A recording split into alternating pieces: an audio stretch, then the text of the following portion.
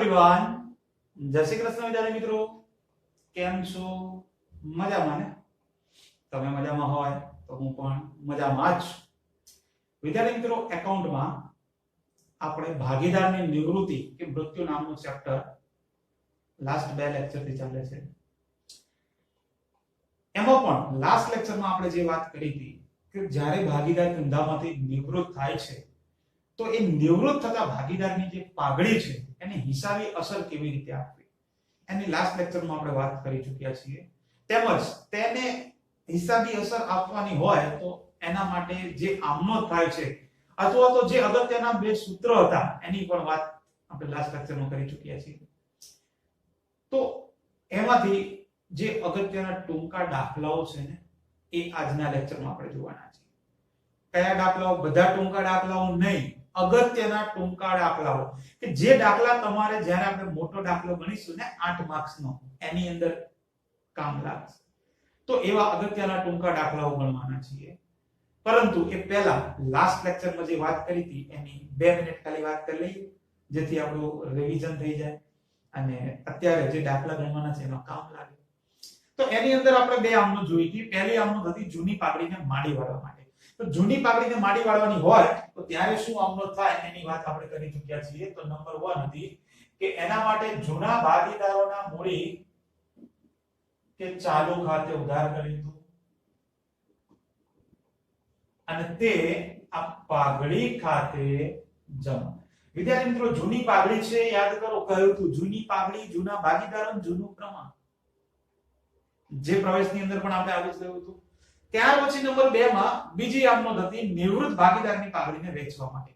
તો એમાં તો બહુ સિમ્પલ હતું વિદ્યાર્થી મિત્રો, જે ભાગીદાર ધંધામાંથી જાય એને નિયમ પ્રમાણે કરીએ જમા અને બાકીના ભાગીદારોને ઉધાર લાભના પ્રમાણમાં. તો આ બીજી આમનોંધ હતી નિવૃત્ત થનાર ભાગીદારની પાઘડી વેચવા માટે. તો કે ધંધો ચાલુ રાખતા ભાગીદારોના મૂડી કે ચાલુ ખાતે ઉધાર અને તે જે ભાગીદાર ધંધામાંથી જાય છે બોલે તો તે નિવૃત્ત ભાગીદારના મૂડી કે ચાલુ ખાતે જમા. આવી આમનોંધ આપણે કર્યા હતા લાસ્ટ લેક્ચરમાં. જૂની પાઘડી છે એના માટે જૂનું પ્રમાણ આવે, અહીંયા આગળ નિવૃત્તની પાઘડી છે તો એના માટે લાભનું પ્રમાણ આવે. તો 2 આપણે અગત્યના સૂત્ર જોયા હતા. એમાં નંબર 1 હતું લાભના પ્રમાણનું સૂત્ર. તો લાભના પ્રમાણનું સૂત્ર તો બહુ સહેલું છે, તો આપણે અગાઉ પણ ભણવામાં આવી ગયું છે. લાભ નવો ભાગ માઈનસ જૂનો ભાગ. અને ત્યાર પછી નવો ભાગ આપણે શોધવો હોય એ પણ તમને શોધવાનું કહે છે. નવો ભાગ બોલે તો નવું પ્રમાણ. તો એ નવું પ્રમાણ શોધવા માટે આપણે શું કરવાનું? બીજું કશું જ કરવાનું નથી. આ જે જૂનો ભાગ છે અહીંયા માઈનસ છે અને બરાબરની આ બાજુ લાવી દો એટલે લાભની અંદર પ્લસ થઈ જશે. તો નવું પ્રમાણ જૂનો ભાગ વત્તા ભાગીદારનો લાભ. આ 2 અગત્યના સૂત્ર પણ લાસ્ટ લેક્ચરમાં આપણે જોયા હતા.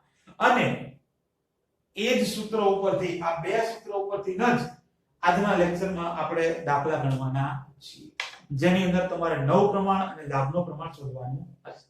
અને બીજી મજાની વાત એ કે એ દાખલાઓ છે ને આપણે ચોપડામાં ગણવાના છીએ, બોર્ડ પર ગણવાના નથી. બોર્ડ પર અમુક વિદ્યાર્થીઓને જોવામાં તકલીફ પડતી હોય, ક્વોલિટીમાં જો તમારું નેટ સ્લો હોય તો ક્વોલિટીમાં તકલીફ પડતી હોય છે ઘણી વખત. તો એવું ઓછું બને એના માટે આપણે ચોપડામાં ડાયરેક્ટ દાખલો ગણીએ છીએ જેથી એકદમ કેમેરો નજીક હોય તો જે એના અક્ષરો છે એ બહુ ઝાંખા પડે, એની ક્વોલિટી ઘટે નહીં એના માટે.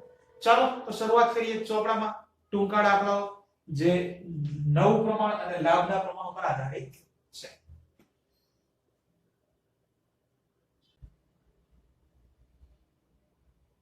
તો વિદ્યાર્થી મિત્રો, આપણે પ્રશ્ન નંબર 3 કે જે પેજ નંબર 264 ઉપર આપેલો છે એના જે પણ કઈ ટૂંકા દાખલાઓ છે આપણે ગણવાના છીએ.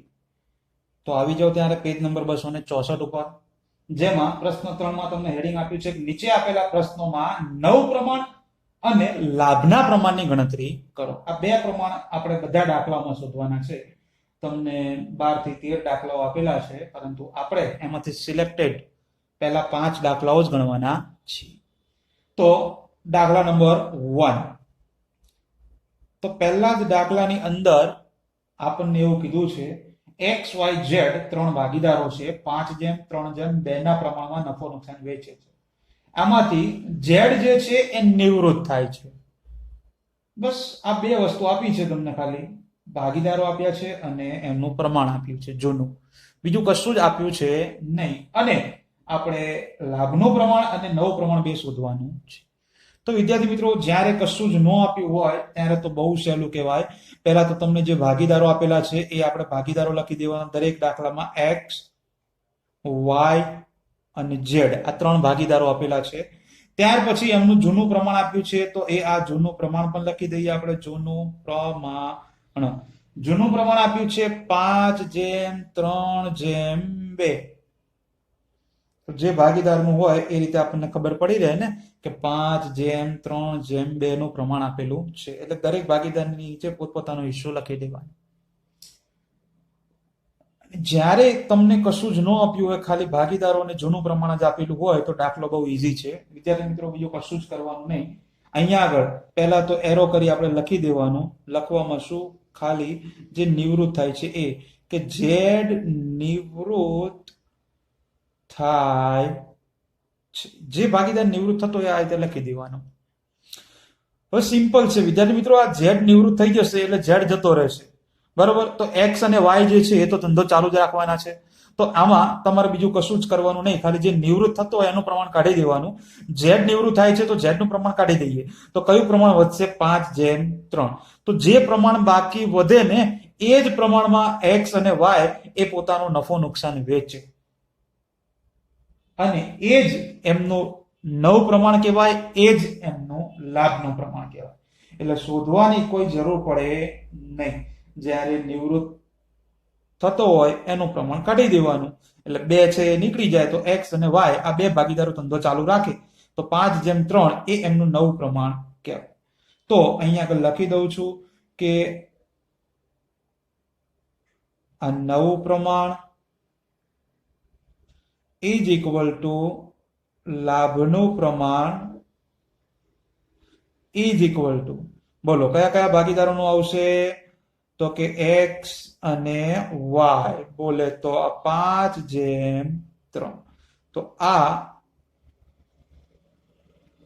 લાભનું પ્રમાણ અને આ જ ભાગીદારોનું નવું પ્રમાણ કહેવાય છે. આટલું જ કરવાનું વિદ્યાર્થી મિત્રો, કોઈ પણ દાખલામાં આટલું જ. જ્યારે નિવૃત્ત થતો હોય ભાગીદાર એને કાઢી નાખો, એ કાઢી નાખીએ એ સિવાયનું જે પ્રમાણ વધે એ જ નવું પ્રમાણ, એ જ લાભનું પ્રમાણ. આવી જ રીતે દાખલા નંબર 2 ની વાત કરીએ વિદ્યાર્થી મિત્રો. જેમાં તમને એ, બી અને સી 1:2 1/2, 1/3 અને 1/6 ના પ્રમાણમાં નફો નુકસાન વેચતા ભાગીદારો આપેલા છે. એટલે કે તમને 3 ભાગીદારો અહીંયા પણ આપેલા છે, આ દાખલામાં પણ ઉપરની જેમ જ એ, બી અને સી. તો આપણે પહેલા તો ભાગીદારો લખી દઈએ કે આ ભાગીદાર એ, આ ભાગીદાર બી અને આ ભાગીદાર સી. 3 ભાગીદાર લખી દેવાના આ રીતે દરેક દાખલામાં. ત્યાર પછી એમનું જૂનું પ્રમાણ આપ્યું છે પણ છેદ સરખા નથી એમના. જુઓ છે, આના 1/2 છે, અહીંયા આગળ 1/3 છે, અને આ સી ના 1/6 છે. તો સૌથી પહેલા તો છેદ સરખા નથી, તો આપણે છેદ સરખા કરી દેવાના. સૌથી હાઈએસ્ટ કેટલા છે છેદમાં, તો કે 6. તો દરેકના છેદમાં 6 લાવવાના આપણે. તો અહીંયા આગળ મારે આ 2 છે એના છેદમાં મારે 6 લાવવાના છે. તો 2 ને કેટલા વડે ગુણીએ તો 6 થાય, બધાને ખબર પડે. 2 × 3 કરીએ તો 6 થાય. તો જેટલા વડે નીચે ગુણીએ એટલા જ વડે ઉપર. તો 3 એકા 3, એટલે અહીંયા 3/6 થઈ ગયા. ચલો અહીંયા આગળ પણ મારે છેદમાં 6 લાવવાના છે. તો 3 ને કેટલા વડે ગુણું તો 6 આવે, તો કે 3 × 2. તો જેટલા વડે નીચે એટલા જ વડે ઉપર. તો 2 એકા 2. તો અહીંયા થઈ ગયા 3/6, આના 2/6 અને આના 1/6 તો હતા જ. માટે હવે જૂનું પ્રમાણ સેટ થઈ ગયું. તો કયું આવ્યું જૂનું પ્રમાણ એ લખી દેવાનું. આના આયા 3 જેમ આના 2 જેમ આનો 1. એટલે જૂનું પ્રમાણ 3:2:1 અહીંયા આગળ નક્કી થઈ ગયું. હવે આવી રીતે તમને અલગ અલગ પ્રશ્નો પૂછ્યા છે. જો એમાં એ કરીને લખ્યું છે અલગ અલગ ભાગીદાર નિવૃત્ત થાય છે. જો એ નિવૃત્ત થાય. તમને એવો પ્રશ્ન પૂછ્યો છે કે જો એ નિવૃત્ત થતો હોય તો તમારે નવું પ્રમાણ અને લાભનું પ્રમાણ શું થાય એ લખવાનું છે. તો વિદ્યાર્થી મિત્રો, આપણે અગાઉ જ વાત કરી, ખાલી જે નિવૃત્ત થાય એને કાઢી દેવાનો જ્યારે કશું જ સૂચના ન આપી હોય ત્યારે. તો એ નિવૃત્ત થાય છે તો આ એનું પ્રમાણ જે 3 આ ત્રીજો ભાગ છે એને આપણે કાઢી દઈએ. તો એ નિવૃત્ત થાય તો કયા કયા ભાગીદાર ધંધો ચાલુ રાખશે? તો કે બી અને સી. તો એ બી અને સી માટે કયું પ્રમાણ થશે? 2:1. એ જ નવું પ્રમાણ, એ જ લાભનું પ્રમાણ. તો અહીંયા આગળ લખી દેવાનું આપણે, જો એ નિવૃત્ત થાય તો બી અને સી માટે, કોણ માટે? કોના કોના માટે? તો બી અને સી માટે. બોલો, નવું પ્રમાણ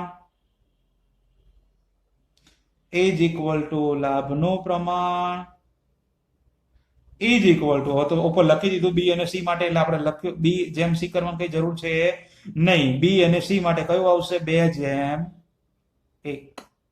નવું પ્રમાણ 2:1, લાભનું પ્રમાણ પણ 2:1. આવી જ રીતે હવે આગળ વધીએ.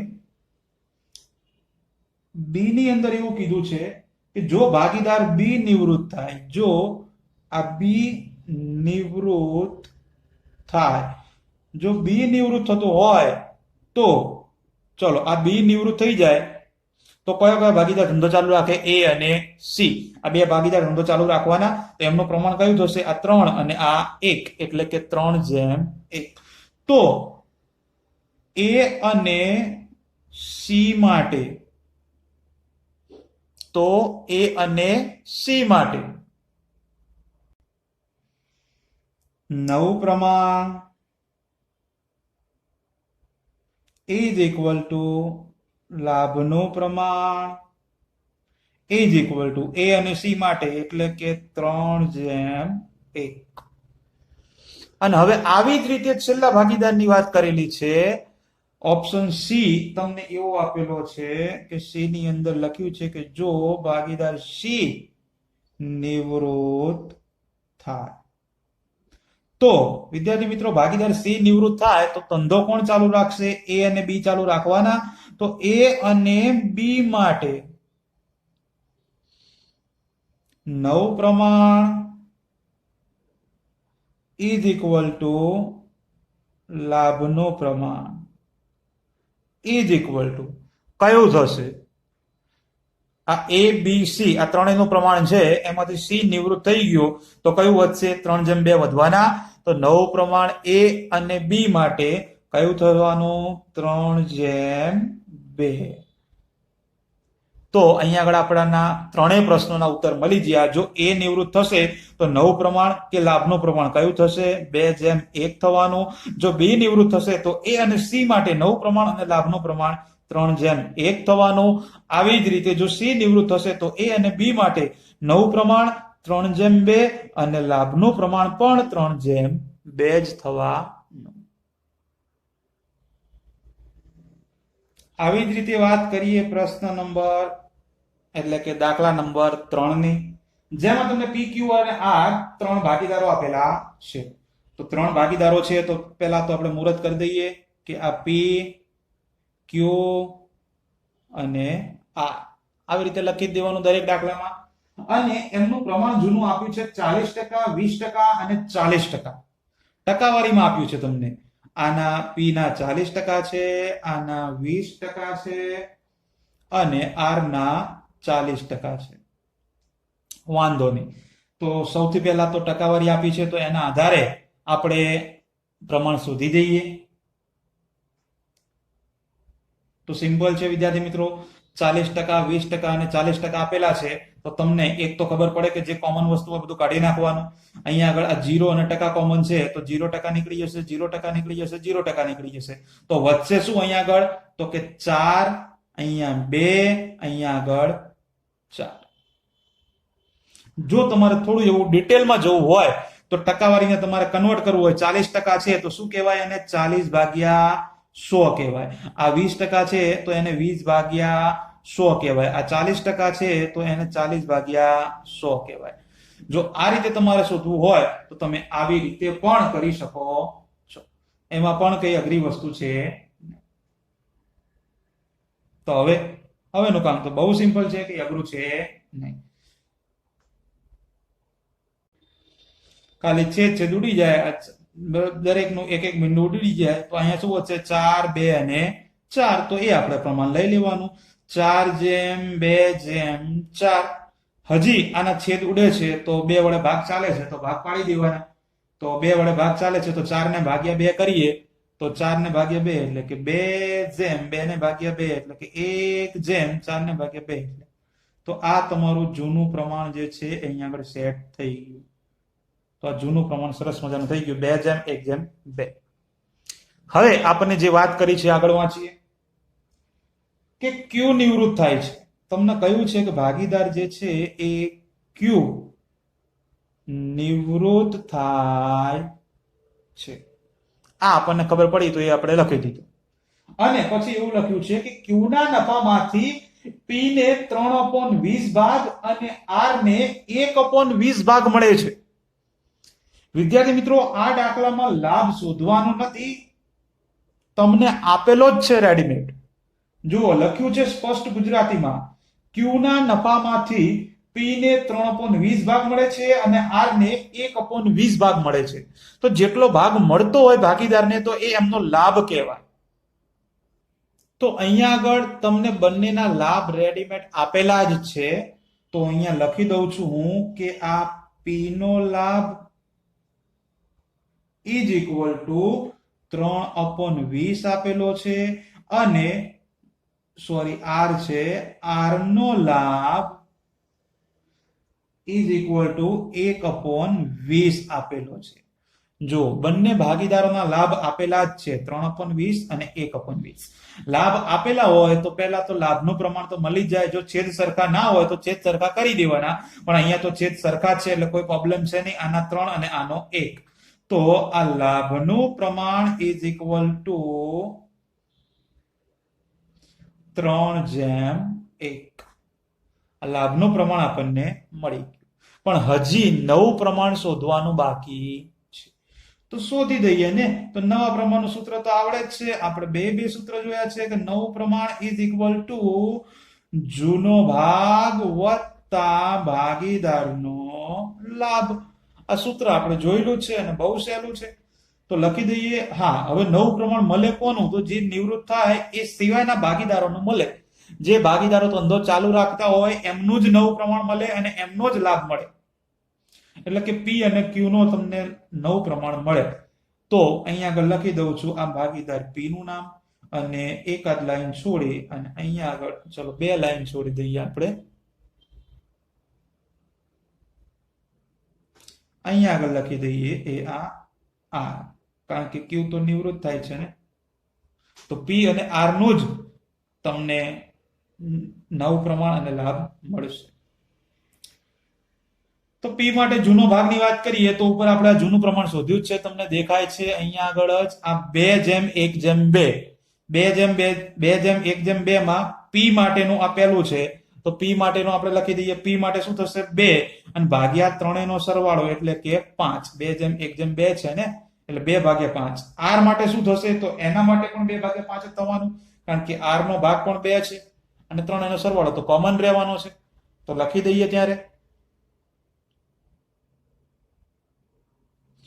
પી માટે જૂનો ભાગ છે આ 2/5, ક્યુ માટે આર માટે પણ આ 2/5 વત્તા ભાગીદારનો લાભ કેટલો છે? 3/20 અને આર નો 1/20. તો આ પી માટે 3/20 અને અહીંયા આગળ 1/20. બસ. તો હવે સાદું રૂપ બહુ સહેલું છે. ગણતરી આપણે પહેલા શીખેલા છીએ. આવી રીતે કોઈ પણ દાખલો આવે તો એમાં તમારે છેદનો ગુણાકાર કરવાનો. પહેલા તો છેદનો ગુણાકાર કરીએ તો 20 × 5 = 100. તો આ 100 મળી જશે.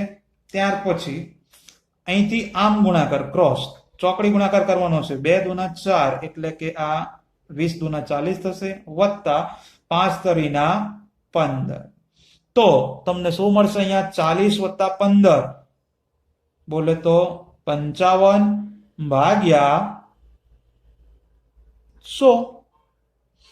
આ જ રીતે નીચે 20 × 5 100 અહીંથી આમ ગુણાકાર 20 દુના 40 વત્તા અહીંથી આમ 5 એકા 5 તો 40 વત્તા 5 બોલે તો 45 ભાગ્યા 100 તો અહીંયા આગળ તમારું નવું પ્રમાણ તમને મળે જો આ 55 અને આ 45 કયું મળે 55/45 અને 55/45 એટલે તમને ભાગાકાર તો આવડે જ છે ને આ 55 5 5 વડે ભાગ ચાલે સિમ્પલ તો 55 ભાગ્યા 5 કરો તો 11 મળી જશે અને 45 ભાગ્યા 5 કરો તો 9 5 45 એટલે કે 9 મળી જશે તો તમને અહીંયા આગળ નવું પ્રમાણ આ 11/19 નું મળે લાભનું પ્રમાણ 3/1 મળ્યું અને નવું પ્રમાણ 11/19 નું મળ્યું બસ આવી રીતે દાખલો ગણવા તો આગળ વધીએ દાખલા નંબર 4 ઉપર તો દાખલા નંબર 4 ની વાત કરીએ તો એમાં તમને 3 ભાગીદારો આપેલા છે એમ એન ઓ આ 3 ભાગીદારો આપેલા છે અને સાથે સાથે એમનું જૂનું પ્રમાણ પણ આપી દીધેલું છે તો જૂનું પ્રમાણ આપણને આપ્યું છે 3/2/1 અને એમ નિવૃત્ત થાય છે તો અહીંયા આગળ લખી દઉં છું એમ નિવૃત્ત થાય છે ચાલો આગળ એવી વાત કરી છે એમના ભાગમાંથી 1/10 ભાગ n ને મળશે અને બાકીનો ભાગ જે છે એ o ને મળશે સરસ અહીંયા તમને એવું લખ્યું છે કે m નો જેટલો પણ ભાગ છે એમાંથી 1/10 ભાગ જે છે એ n ને મળે છે અને બાકીનો ભાગ જેટલો પણ હોય એટલો બધો o ને મળશે પણ કેટલો ભાગ બાકીનો એ આપેલો નથી પણ n ને કેટલા મળશે આ n ને એ તમને આપેલો જ છે જુઓ લાભ એટલે n નો લાભ આપેલો જ છે આપણે શોધવાની કોઈ જરૂર નથી તો અહીંયા આગળ લખી દઉં છું સોરી એમ નહીં n નો લાભ ઇઝ ઇક્વલ ટુ જો તમને આપેલો છે કેટલો મળે છે n ને 1/10 ભાગ મળે છે સિમ્પલ આ જ રીતે બાકીનો જેટલો ભાગ હોય એ બધો કોને મળે છે o ને તો અહીંયા આગળ લખું છું o નો લાભ બરાબર જો m નો જેટલો ભાગ છે એમાંથી 1/10 ભાગ આ n ને મળી ગયો અને બાકીનો m ના ભાગમાંથી બાકીનો જેટલો ભાગ વધ્યો હોય એ બધો કોને મળશે o ને તો પહેલા તો બાકીનો કેટલો વધ્યો હોય એ મારે ચેક કરવું પડશે તો m નો ભાગ કેટલો છે 3 છે 3 અપોન ટોટલ કેટલું થશે 6 થવાનું તો આ m નો ભાગ છે 3/6 આમાંથી n ને કેટલો મળી ગયો 1/10 ભાગ મળી ગયો તો આ બાકીનો જે છે એ o ને મળવાનો છે સિમ્પલ છે જો તમને સમજાવું એક સાદું એક્ઝામ્પલ આપું m ના 100 રૂપિયા છે એમની પાસે કેટલા છે 100 રૂપિયા છે એવું માની લો એ m પાસે જે 100 રૂપિયા છે ને એ 100 માંથી 30 રૂપિયા n ને મળી ગયા n ને મળે છે 100 આપણે એક્ઝામ્પલ લઈએ છીએ m પાસે 100 રૂપિયા છે એ 100 રૂપિયામાંથી ભાગીદાર n ને 30 રૂપિયા મળે છે અને બાકીના જે હોય એ o ને મળે છે તો હવે તમને ટોટલ m ના રૂપિયા આપ્યા છે 70 n ને 30 રૂપિયા મળતા હોય તો 100 માંથી 30 માઇનસ કરી દઈએ તો o ને 70 રૂપિયા મળતા હોય સિમ્પલ છે આ તો એ જ વસ્તુ અહીંયા આગળ પ્રમાણના સ્વરૂપમાં છે m નો જેટલો ભાગ છે કેટલો છે આ 3/6 ભાગ એમાંથી n ને અમુક ભાગ મળી ગયો કેટલો ભાગ મળી ગયો 1/10 ભાગ n ને મળી ગયો તો બાકીનો જેટલો હોય એટલે કે આ કુલ ભાગમાંથી n ને જેટલો મળ્યો એટલો હું માઇનસ કરી દઉં તો o ને કેટલો મળે એ તમને મળી જશે તો અહીંયા આગળ ગણતરી કરી દઈએ આપણને આવડે જ છે 10 ગુણ્યા 6 બોલે તો 60 થાય અહીંથી આમ ગુણાકાર તો 10 ગુણ્યા 3 બોલે તો 30 થશે માઇનસ આમ 6 એકા 6 થશે ચાલો 30 માંથી 6 માઇનસ કરીએ તો 24 વધશે અને 24 ભાગ્યા તમે 60 કરો તો જો હવે આના છેદમાં 60 છે પણ આના છેદમાં તો 10 જ છે એટલે ખાલી છેદ સરખા કરવાના બાકી છે બાકી લાભ તો આપણને મળી ગયો પણ છેદ સરખા કરવાના બાકી છે તો એને પહેલા કરી દઈએ મોટી સંખ્યા 60 છે છેદમાં તો આપણે આના છેદમાં પણ 60 લાવવાના તો 10 ને કેટલા વડે ગુણીએ તો 60 થશે તો કે 6 વડે તો જેટલા વડે છેદમાં એટલા જ વડે આ અંશમાં તો 6 એકા 6 તો આ 6/60 અને આ 24/60 તો લાભનું પ્રમાણ આ 6/24 મળે 6/24 બોલે તો 6 વડે ભાગ ચાલે છે. 6 ને 6 વડે ભાગ્યા 6/6 કરો તો 1 આવે અને 24/6 કરો એટલે 4. તો લાભનું પ્રમાણ તમને મળી ગયું 1/4. આ કયું પ્રમાણ મળ્યું છે? હજી તો લાભનું પ્રમાણ. આ તો બંનેનો લાભ મળ્યો ને. આપણે નવ પ્રમાણ શોધવાનું બાકી છે ને, તો શોધી દઈએ નવ પ્રમાણ. એ તો સૂત્ર વાઇઝ જ છે ને. સૂત્ર આવડે એટલે તો આવડવાનું છે ફટ દે. તો મૂકી દઈએ ત્યારે સૂત્ર. બોલો સૂત્ર છે ને સહેલું કે ભૂલી ગયા? નવા પ્રમાણનું સૂત્ર, નવું પ્રમાણ શોધવાનું છે. તો નવું પ્રમાણ ઇઝ ઇક્વલ ટુ શું આવશે? તો કે જૂનો ભાગ વત્તા ભાગીદારનો લાભ. તો મૂકી દઈએ ત્યારે. ચલો એમ નિવૃત્ત થઈ ગયો તો એન અને ઓ નો જ તમને નવ પ્રમાણ અને લાભનું પ્રમાણ મળે. લાભ તો શોધી દીધો, તો ખાલી નવ પ્રમાણ બાકી રહે. ચલો જૂનો ભાગ પહેલા તો એન માટે અને ઓ માટેનો જૂનો ભાગ આપણે જોઈ લઈએ. જો આ 3 ભાગીદાર છે એમ એન ઓ, એમાં એન નો છે 2 અને ભાગ્યા 3, સોરી ભાગ્યા તો 3 નો ટોટલ જ થાય એટલે કે 6, 2/6 થશે અને ઓ માટે 1/6 થશે. તો પહેલા તો આપણે જૂનો ભાગ લખી દઈએ બંને ભાગીદારોનો, એટલે ભૂલી ન જવાય. જો કે ભૂલી તો ક્યાંથી જવાનું છે. એન માટે છે 2/6 અને ઓ માટે 1/6 વત્તા. હવે ભાગીદારના લાભની વાત કરી લઈએ. ભાગીદારનો લાભ એન ને કેટલો લાભ થાય છે? 6/60. તો આ 6/60 એ એન નો લાભ છે. આ જ રીતે અહીંયા આગળ ઓ ને કેટલો લાભ થાય છે? તો કે 24/60. તો આ 24/60 એ ઓ નો લાભ છે. બસ હવે થોડી ગણતરી અહીંયા આગળ તમારે કેલ્ક્યુલેટરનો ઉપયોગ કરી જોવાનો. એમાં કઈ બીજું તો કશું કે નહીં ને. લસા લેતો આવડતો હોય તો એ વાંધો નથી, તો એ લઈ શકો છો. પરંતુ તમે ચોકડી ગુણાકારની રીત કરો તો એ બેસ્ટમાં બેસ્ટ છે. તો 6 × 60 એટલે કે 4×36 એટલે 360.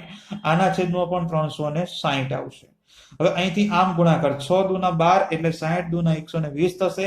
વત્તાના વત્તા 6 × 6 એટલે કે આ 36. ચલો એ રીતે પેલા અહીંયા આગળ કરી દઈએ. તો અહીંથી આમ ગુણાકાર 60 એકા 60 થશે અને ત્યાર પછી આ 24 × 6 બોલે તો 144. ચલો તો હવે તો બે ખાલી સરવાળો જ કરવાનો છે. 120 વત્તા 36 એટલે કે 156/360 થાય. અને એ જ રીતે અહીંયા આગળ 60 વત્તા 144 બોલે તો 204/360. જો આટલી વસ્તુ આપણને મળી ગઈ. બસ તો પછી આટલી વસ્તુ મળી હોય તો પછી પ્રમાણ શોધતા તો આવડવાનું જ છે ને, એમાં કઈ અઘરું નથી. ચલો નવ પ્રમાણ શોધીએ તો 156/204 આવું પ્રમાણ મળે. તો આવા પ્રમાણને તમે અમુક એવી અચળ સંખ્યા વડે ભાગી શકો છો, જેથી તમારી જે સંખ્યા છે એકદમ નાની થઈ જાય. તો બોલો કેટલા વડે ભાગ ચાલશે? તો વિદ્યાર્થી મિત્રો અહીંયા આગળ જે સંખ્યા છે એ થોડી મોટી છે. જો આપણે ભાગ્યા 10 કરીએ ને તો 15.6 અને 20.4 આવે, એટલે એ ન કરાય. 11 કરીએ તો પાછળ બેકી સંખ્યા છે એટલે ભાગ ચાલે નહીં. ભાગ્યા 12 કરવો છે. 156/12 કરીએ તો 13 મળશે. આ 13 મળ્યા. જેમ 204/12 કરીએ તો 17 મળી ગયા. સરસ લ્યો. તો આપણને લાભનું અહીંયા નવ પ્રમાણ આપણને મળી ગયું આ 13/17. જો તમે ભાગ્યા 2 કરતા આવો તો તમને આ પ્રમાણ મળી જ જવાનું છે. અને આ રીતે ડાયરેક્ટ વિચારી દો કે ભાગ્યા 10 કરીએ, કારણ કે મોટી સંખ્યા છે ને, ભાગ્યા 10 કરીએ એટલે પોઈન્ટમાં આવે એટલે એ તો ચાલે નહીં. પછી 11 તો ભાગ ચાલે જ નહીં, કારણ કે પાછળ બેકી સંખ્યા છે, એકમનો અંક એટલે 12 વડે આપણે ચલાવ્યો તો ભાગ ચાલી ગયા. 13/17 જવાબ આવી ગયો. એટલે આ નવ પ્રમાણ પણ આવી રીતે શોધી દેવા. તો લાભનું પ્રમાણ 1/4 મળ્યું અને નવ પ્રમાણ 13/17. તો વિદ્યાર્થી મિત્રો હવે આપણે 5 નંબરના દાખલાની વાત કરી લઈએ, જે અગત્યનો છે. સી બી ડી 3 ભાગીદારો આપેલા છે. તો આ ભાગીદાર સી બી અને ડી અને એમનું જૂનું પ્રમાણ પણ આપણને આપી જ દીધેલું છે. તો જૂનું પ્રમાણ ઇઝ ઇક્વલ ટુ 4:5:3 આ પ્રમાણ તમને આપેલું છે. અને કયું છે ભાગીદાર ડી નિવૃત્ત થાય છે. તો આ એરો કરી લખી દઈએ ડી નિવૃત્ત થાય છે. ભાગીદાર ડી છેલ્લો ભાગીદાર નિવૃત્ત થઈ ગયો. ઓકે વાંધો નહીં. હવે જો ખાસ વાંચજો ડી ના નફાનો ભાગ સી અને બી 2:1 ના પ્રમાણમાં મેળવશે. શું લખ્યું છે? જે લખ્યું છે એ અહીંયા લખી દઉં છું. ડી ના નફાનો ભાગ ડી નો જેટલો નફો છે એનો ભાગ સી અને બી આ સી અને બી એટલે કે બાકીના જે ભાગીદારો છે એ 2:1 ના પ્રમાણમાં મેળવશે. તો અહીંયા આગળ તમને સી અને બી નો લાભ ડાયરેક્ટ આપેલો છે, પણ એના કોના આધારે તમારે ગણતરી કરવાની છે? ડી ના નફાના ભાગમાંથી આ પ્રમાણમાં ડી નો જેટલો નફો છે એ નફો આ 2:1 ના પ્રમાણમાં વેચવાનો છે. ડી નો જેટલો પણ ભાગ છે એ સી અને બી કયા પ્રમાણમાં મેળવશે? 2:1 માં. એટલે તમને ડાયરેક્ટ જ બંને ભાગીદારોનો લાભ મળી જશે. તો અહીંયા આગળ લખી દઉં છું કે સી નો લાભ ઇઝ ઇક્વલ ટુ અને આ બી નો લાભ ઇઝ ઇક્વલ ટુ કઈ રીતે મળે છે? તો કે ડી ના નફાનો ભાગ કેટલો છે? બોલો 3 ભાગ્યા ટોટલ કેટલું થશે? 5 ને 4 9 12. તો 3 ભાગ્યા 12 અને અહીંયા પણ 3 ભાગ્યા 12 આ ડી ના નફાનો ભાગ આવી ગયો. આ બી અને સી અને બી કયા પ્રમાણમાં મેળવે છે? તો કે 2:1 માં. બોલે તો આ 2/3 અને 1/3 લ્યો. તો આ પ્રમાણમાં તમારે ખાલી વેચવાનું છે. તો અહીંયા આગળ જુઓ, હા ગુણાકાર છે વચ્ચે, ધ્યાન રાખજો. પાછા આ નથી કઈ ભાગાકાર કે વચ્ચે પ્લસ માઇનસ હોય તો આમ ચોકડી ગુણાકાર જેવું થાય, પણ અહીંયા તો ઉપર ગુણાકાર, નીચે ગુણાકાર થાય. પણ એમાં પણ બહુ અઘરું છે નહીં, ડાયરેક્ટ જ આપણને મળી જાય છે. કેમ? તો કે જુઓ આ 3 ગયા, આ 3 ગયા, તો શું વધવાના? અહીંયા 2 અને અહીંયા 12 વધવાના. તો 2/12. એ જ રીતે અહીંયા આગળ આ છેદમાં 3 છે, આ ઉપર 3 છે, આ 3 ગયા, તો શું વધવાના? 1 અને નીચે 12. તો 1/12. તો લ્યો અહીંયા લાભનું પ્રમાણ તો મળી ગયું ને તમને. લાભ ઇઝ ઇક્વલ ટુ આના 2 ને આનો 1. બોલે તો 2:1 આ આપણું લાભનું પ્રમાણ મળી ગયું. તો લાભ તો મળી ગયો. તો હવે નવું પ્રમાણ તો વરસેલું છે ને, એમાં તો બીજું કશું છે જ નહીં, ખાલી તમારું સૂત્ર જ મૂકવાનું છે. અને સૂત્ર તો હવે આવડી જ ગયું છે આપણને. બોલ્યો તો નવું પ્રમાણ ઇઝ ઇક્વલ ટુ શું થાય સૂત્ર? જૂનો ભાગ વત્તા ભાગીદારનો લાભ. ઘણી વખત બધા દાખલામાં આવ્યું છે, આગળના 1-2 દાખલા સિવાય. તો નવું પ્રમાણ કોનું મળશે? તો કે જે ભાગીદાર ધંધો ચાલુ રાખે છે એમનું. બોલે તો સી અને બી નું. જૂનો ભાગ સૌથી પહેલા તો સી અને બી નો જૂના ભાગની વાત કરી લઈએ. તો સી માટે છે 4 અને ભાગ્યા 3 એનો સરવાળો બોલે તો 12 અને બી માટે 5 અને ભાગ્યા 12. તો આ જ રીતે પહેલા બંને ભાગીદારોનું આપણે લખી દઈએ જૂનું પ્રમાણ. બોલે તો જૂનો ભાગ લખી દઈએ. ચાલો, તો આ સી માટે 4/12 અને બી માટે 5/12 વત્તા ભાગીદારનો લાભ. તો સી નો લાભ કેટલો છે? 2/12. તો આ સી માટે 2/12 અને ભાગીદાર બી માટે કેટલો છે? 1/12. તો આ 1/12 બરાબર. ચલો, હવેનું કામ બહુ સહેલું છે, સાદું અને સિમ્પલ. કશું જ કરવાનું નથી. જ્યારે છેદ સરખા હોય તો છેદ કોમન લઈ લેવાનો. જ્યારે છેદ સરખા હોય ત્યારે ચોકડી ગુણાકાર કરવા. હા, એમ કરશો તો સાચું જ પડશે, ખોટું નહીં પડે. પણ જ્યારે બંનેના છેદ સરખા હોય તો પછી ડાયરેક્ટ એક કોમન લઈ લેવાનું. 12 છે તો 12 કોમન આવી ગયા. હવે ઉપર 2 નો સરવાળો કરી દેવાનો. 4+2 4+2 એટલે કે 6 એટલે 6/12. અહીંયા પણ છેદ સરખા છે તો કે હા, તો આ 12. બોલો 5+1 એટલે કે 6. તો અહીંયા આગળ તમને આ 9 પ્રમાણ મળી જશે. શું મળશે? 6:6. 6:6 બોલે તો 1:1. લ્યો, આ આપણને 9 પ્રમાણ પણ અહીંયા આગળ મળી ગયું. તો અહીંયા આગળ આપણો આ સરસ મજાનો 5 નંબરનો દાખલો પણ અહીંયા પૂરો થઈ ગયો. હા વિદ્યાર્થી મિત્રો, તો આ 5 દાખલા આપણે આજના લેક્ચરમાં જે ગણ્યા એ ખૂબ જ અગત્યના છે. આ જે 5 દાખલાઓ છે એ તમે વ્યવસ્થિત ગણી અને પ્રેક્ટિસ કરી દેશો તો પાછળના જે મોટા દાખલાઓ આવશે જેની અંદર તમારે નવ પ્રમાણ કે લાભનું પ્રમાણ શોધવાનું આવશે તો એ તમને ફટાફટ રીતે આવડી જશે. તો આ 5 દાખલા જે અગત્યના હતા મેં ગણાવી દીધા. હજી પણ બાકીના દાખલાઓ છે એ તમારે જાતે ઘરેથી પ્રેક્ટિસ કરી દેવાની. ઓકે, તો બાકી આપણે મળીએ નેક્સ્ટ લેક્ચરમાં. ત્યાં સુધી બધાને Tata, bye bye, C you and please take care.